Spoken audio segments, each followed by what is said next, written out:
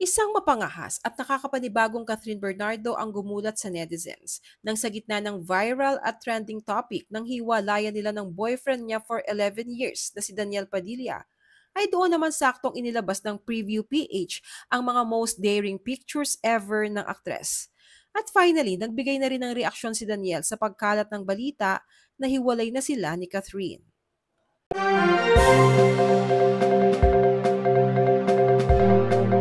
Tinuldukan na ng aktor na si Daniel Padilla ang mga alegasyon na hiwalay na sila ni Catherine Bernardo nang nitong November 10 Friday ay ipinakita niya ang suporta sa nobya matapos ilabas ang latest interview ni Catherine sa Preview PH at ang mga litrato nito.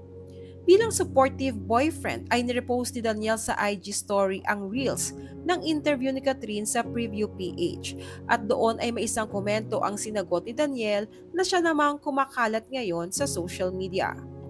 Ayon sa commenter, ganda ng girlfriend mo. Na nireplyan ni Daniel ng I know at sinundan ng lumuluhang emoji.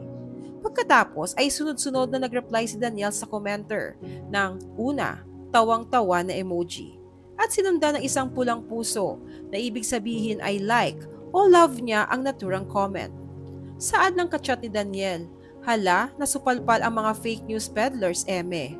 Hahaha. Natila ang tinutukoy nito ay ang pagkalat ng balita na hiwalay na sila ni Catherine na dawit pa si Andrea Brillantes. Pinusuan rin ni Daniel ang love you both comment ng kanyang kachat. Bukod dito ay ang nauna na ring tila pagpapahiwatig ni Daniel ng kanyang reaksyon nang magbahagi ito ng picture ng libro na may titulong The Subtle Art of Not Giving a Fuck sa gitna ng pagkalat ng breakup rumors nila ni Catherine. Pakiramdam ng netizens sa paulit-ulit na lang na pumuputok ang balita na break na sila ni Catherine ay dumating na sa punto na hindi na ito pinapansin ni Daniel at totoong deadman na siya sa mga alegasyon sa kanila. Maging ang balitang lihim umano silang nagkikita ni Andrea Brillantes from time to time, ay hindi na rin binibigyan ng panahon ni DJ na pansinin at sagutin kung totoo o hindi. In short, deadma si DJ sa mga kumakalat na balita. May mga nag-share rin ng screenshots na nagpapakitang hanggang sa ngayon ay nakafollow pa rin sa isa't isa sina Catherine at Andrea. Pahiwatig na walang issue sa pagitan nila. Maging si Daniel ay nananatiling follower ni Andrea sa Instagram. Samantala, nagulat naman ang marami nang sa kalagitnaan ng viral breakup rumors nila ni Daniel ay bumulaga sa social media ang matapang at nag-aapoy sa kaseksihan ng mga bagong kuhang litrato ni Catherine na mula sa Preview PH. Halos labas na ang katawan ni Catherine sa mga nasabing litrato. Ang makeup niya ay more matured na rin. Maging ang mga posing niya ay kakaiba kumpara sa Catherine na nakasanayan ng lahat. Sa preview interview ay inireveal ni Catherine ang tunay niyang nararamdaman.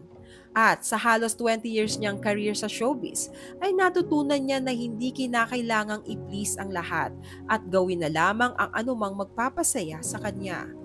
Ani Catherine, growing up, people expect me to be kind. Of course, understanding. They expect you to do what other people think is right.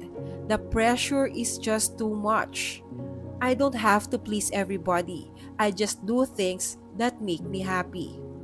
Marahil ay ito na ang turning point sa buhay ni Catherine na hindi na niya gustong sundin ang dikta ni Numan at tanging ang puso niya naman ngayon ang kanyang susundan. Dahil dito ay ine-expect ng marami ang mas matured at daring na Catherine Bernardo ang masasaksihan soon. Nangangahulugan lamang ang lahat ng ito na tuloy ang pagsuporta ni Daniel sa mga pagbabago na gustong e-explore ni Catherine sa buhay at sa kanyang karera bilang aktres.